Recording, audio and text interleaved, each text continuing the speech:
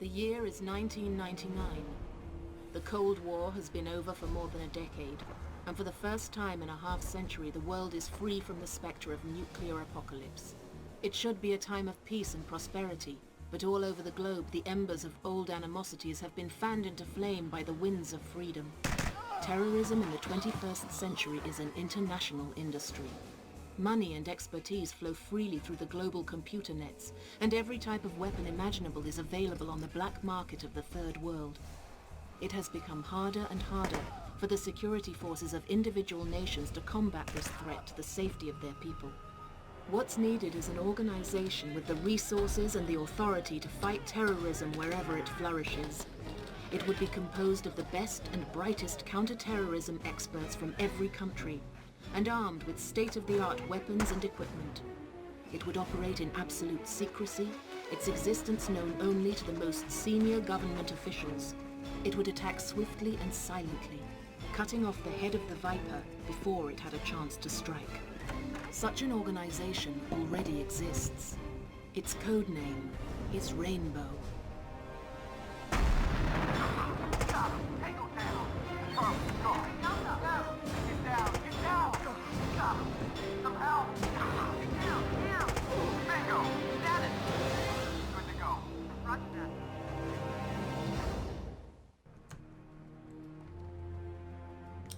Hello everybody, it's I Have Tubes, and today I'll bring you a let's play of Rainbow Six, the first game, a classic game, you know, worth playing, and you get to really just kind of I don't know how to explain this. Like you get to find out how complicated this series used to be when they started making this series. You know, you went from basically selecting a mission, planning a mission, you know, planning the routes and telling your AI companions where to go, which doors to breach and all this stuff, which ones to lockpick, and to right now in the future where, you know, where it's pretty much the single player aspect of Rainbow Six is pretty much non-existent anymore. And pretty much it started, the downfall I feel of this series started from Rainbow Six 3. You know, they really butchered the game there, and then over time it got worse, and they slowly started to take away the choices that the player used to have. Like, you used to be able to select your team, you used to be able to select what kind of weapons you wanted to use, the plan that you wanted to use. So we go from a more sophisticated game to just a brain dead shooter, you know. And this game is pretty realistic. You know, if you get shot just one time, you can go down, no matter the kind of body armor you're wearing. If you get shot in the face, you're dead most of the time. And so this game really teaches you you gotta be on your feet. You gotta check your corners, just like in real life. Just like how officers or SWAT go in a room, you always have to check those corners, because that's where the perps will be most of the time. And the AI is very unpredictable. Sometimes they take different routes, and so you got to look out for like ambushes and stuff like that. But it's a really good game. It's kind of buggy a little bit. Sometimes your AI companions don't want to follow orders. Sometimes they get stuck on stairs. They get stuck on the ladder. They can pretty much get stuck anywhere. You know, if there's a physical barrier, they can get stuck on it. But the game is still good even with those limitations of the AI. And getting this game to run is kind of tricky. You can't really run it on Windows 10, and you really even can't run it on Windows 7. And I'm running it on Windows 7, and you have to do all these little tricks to try to run it sometimes. I'm running it also with a DG Voodoo, which is a it kind of mimics a I guess you can say like a video. It emulates a video driver, so you can run these older games, which is very helpful. So let's get to it. Here we go, single player. First mission. I'm just gonna delete this. I'm gonna play on Elite because I can beat this game in Elite. Operation Steel Wind. Earlier this evening, armed members of the terrorist organization Free Europe seized control of the Belgian embassy in London. Your mission is to retake the embassy with minimal civilian losses. Looks like we've got our first real job. The Brits would love to send in the SAS, but the word from Brussels is no way. And London says the same about the Belgian ESI. I don't have to tell you that we're going under the microscope on this one. There are folks on both sides of the Atlantic who still aren't convinced that there's any need for a group like Rainbow. Take your time and study the situation carefully before you light the fuse. If we blow it the first time out, they may just shut us down. So here's the intel. You can read the bios of these characters, a little bit of background information, the organizations you'll be going, the terrorist organizations you'll be going against, the newswire. After you complete a mission, you'll see a little newswire here talking about your exploits, how you defeated the terrorists. A little bit about this has some random information but useful information about countries and other random things, but that's very helpful. Nope. You can have a plan. You can use the default plan, but I don't recommend using it. It's always better to come up with your own plan because that's the fun part about the game. I won't be using any plans. I'll be taking manual control over all these characters. So the best character to always use is this guy, Chavez Ding. And then use these guys. Use her.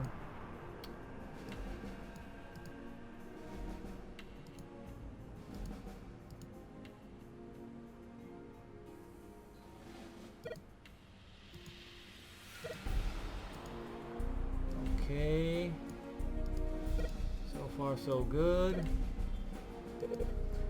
Next you get to select your body armor, medium armor, breach armor, which has the most protection. I'm gonna be using light armor. I like being light on my feet. I like striking fast and hard. I like striking silent too. You never want to use in the beginning of the game you want to be using this weapon because most of the game is going to be it's going to be hostage situation. So the terrorists will have a hostage. If they hear anything wrong going on, if they hear gunfire or flashbangs or anything, grenades, they will execute the hostage. So you want to go in fast, light, and hit them hard with the silencer. Oops. Oh wait, I think I did it right. Wait. You can also use a heartbeat sensor, which is pretty useful. I really don't need it, but I can use it. I know how to use it.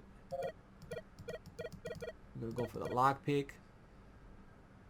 Everybody else is gonna have tons of ammo and everything.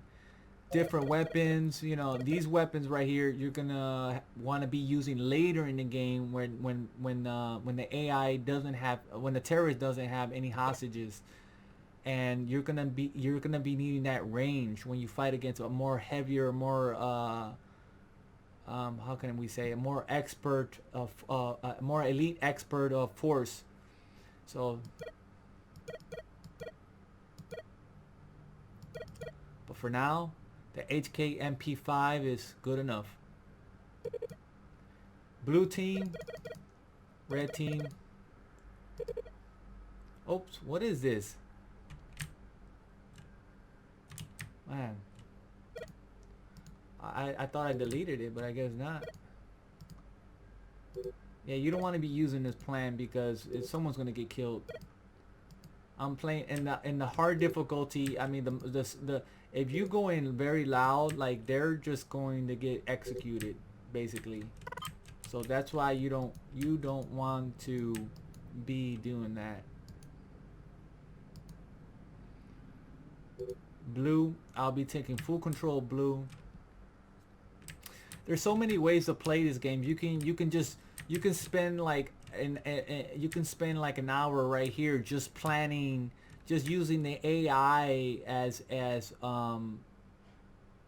just allowing the AI to take full control of your guys. But you know what? I want to play. I rather take full control of the team, because sometimes the AI gets stuck and they don't know what to do, and just, you know, they can get stuck on doors, they can get stuck on stairs, they get stuck on ladders, you know. So this game is kind of buggy, but when you play it, it's fine. It occasionally crashes, so I gotta watch out for that. So let's do it. Continue, hit yes.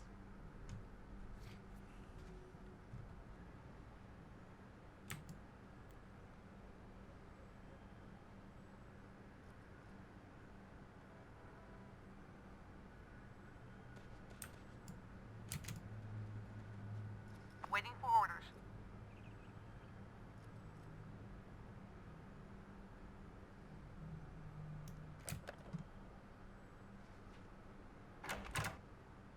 Okay.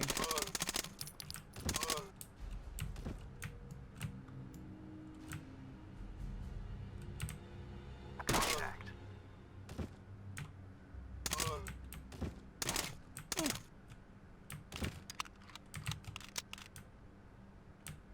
Stand by.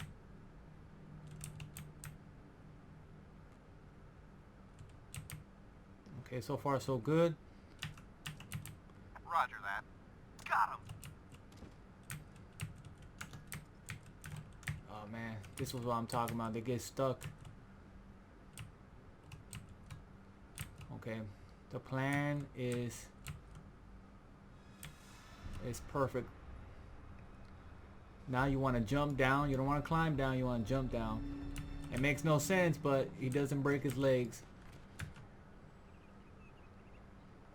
Then you want to sprint to the finish line, which is the red spot on the map. After that, you take control. Your second team. Come on. Nope, don't do that. Let them pass.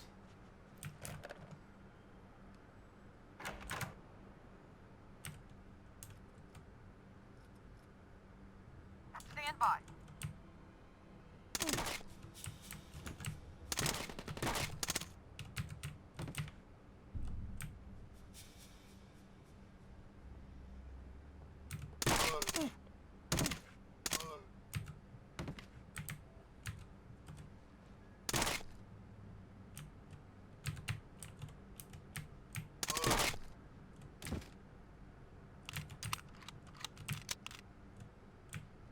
Okay, so far so good. Position your aim.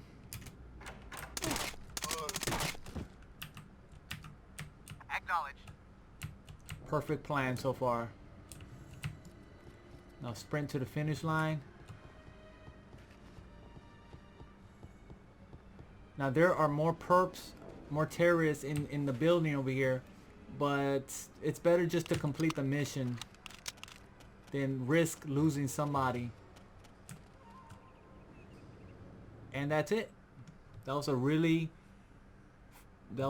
pretty much a perfect executed plan.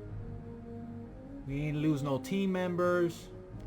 Some of them might be fatigued, but that's pretty much it. Until next time, I'll bring you mission 2 of Rainbow Six Classic.